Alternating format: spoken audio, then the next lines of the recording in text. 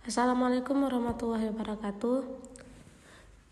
Perkenalkan, nama saya Putri Fadilah. Baiklah, di sini saya akan membahas tentang algoritma jaringan saraf tiruan. Kemudian kita masuk ke tahap yang pertama, yaitu Hepdian Learning. Hepdian Learning sejarahnya diperkenalkan oleh Donald Hebb pada tahun 1949. Berdasarkan hipotesis neuropsikologi bahwa otak belajar dengan cara memperkuat hubungan antar neuron yang aktif bersamaan, merupakan dasar teori pembelajaran biologis dalam otak. Kemudian konsep dasar. Jika dua neuron input dan output aktif secara bersamaan, maka bobot koneksi antara keduanya diperkuat. Konsep ini cocok untuk pembelajaran tidak terawasi unsur pervasive learning. Kemudian kita masuk ke rumus perhitungannya. Di sini ada delta W sub I, yaitu perubahan bobot. Kemudian ada eta, learning rate, nilai kecil misalnya 0,1. Kemudian ada X sub I, yaitu input. Dan yang terakhir ada Y, output neuron. Selanjutnya kita akan masuk ke contoh sederhana ya teman-teman. Jika neuron input menyala, misalnya X sama dengan 1, dan neuron output juga menyala, yaitu Y sama dengan 1, maka delta W 0,1 kali 1 kali 1 sama dengan 0,1. Berarti bobot koneksi akan bertambah 0,1. Selanjutnya kita akan masuk ke kegunaan praktis.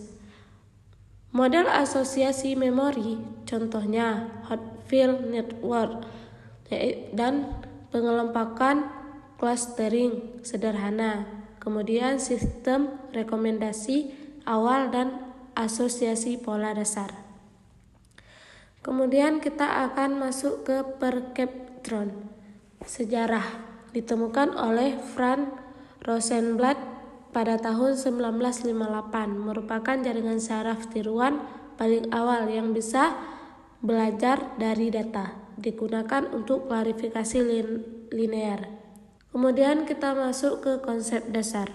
Menggabungkan input, mengalihkannya dengan bobot dan menjumlahkannya. Hasil penjumlahan diteruskan ke fungsi aktivasi, biasanya step function. Jika hasil lebih besar dari threshold, maka output 1, jika tidak output 0. Selanjutnya rumus perhitungan. Di sini ada net input, fungsi aktivasi, dan update bobot. Baik teman-teman, kita lanjut lagi. Kemudian ada algoritma kerja. Yang pertama, inisialisasi bobot dan bias secara acak. Kemudian ada lakukan proses prediksi dan hitung error. Selanjutnya, perbarui bobot berdasarkan error. Dan yang terakhir, ulangi sampai error minimal atau push selesai. Selanjutnya, kegunaan praktis. Klasifikasi biner, contoh spam vs non-spam. Deteksi objek sederhana, dasar untuk multilayer, perceptron atau MLP. Dan keterbatasan, hanya dapat menyelesaikan masalah yang linear, tidak bisa menyelesaikan XOR. Selanjutnya backpropagation. Dikembangkan secara formal pada tahun 1986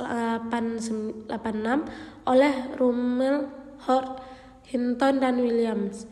Menjadi dasar pelatihan jaringan saraf multilayer atau MLP. Backpropagation, propagasi balik error untuk perbaikan bobot. Selanjutnya, konsep dasar.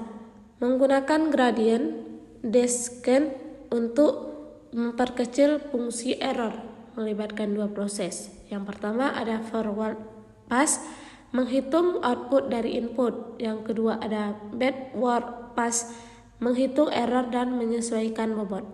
Baik, kemudian kita masuk ke fungsi error. Kemudian ada perhitungan bobot. Untuk neuron output, dan untuk update bobot. Selanjutnya, algoritma kerja. Yang pertama, inisialisasi bobot dan blast. Forward pass, hitung output setiap neuron hingga output akhir. Yang ketiga ada backward pass, hitung error di layar output dan propagasikan mundur. Yang keempat ada update bobot menggunakan gradient descent. Dan yang terakhir, ulangi hingga error minimum tercapai atau literasi selesai. Selanjutnya ada kegunaan praktis. Digunakan pada deep learning, CNN atau RNN atau LSTM. Kemudian ada pengenalan wajah, pengenalan suara, NLP, dan lain-lain. Dan yang terakhir ada analisis data medis, prediksi saham, atau deteksi penipuan. Baik teman-teman, cukup sekian pembahasan dari saya. Semoga bermanfaat. Saya akhiri. Assalamualaikum warahmatullahi wabarakatuh.